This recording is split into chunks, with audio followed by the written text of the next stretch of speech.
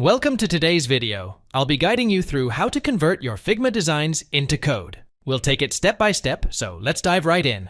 Here's our project.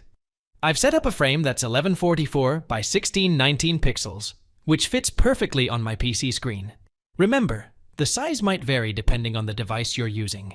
When exporting from Figma to code, make sure to separate your components. For instance, in this design, I've split the design and company text elements so they can be styled independently.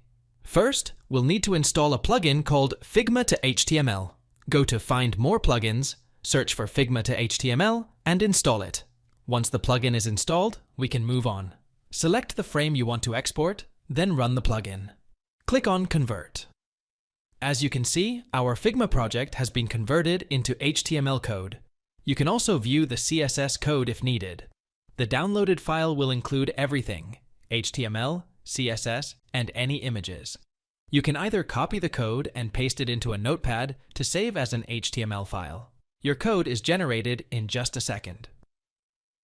If you found this video useful, don't forget to like, subscribe, and hit the bell icon to stay updated with more tutorials.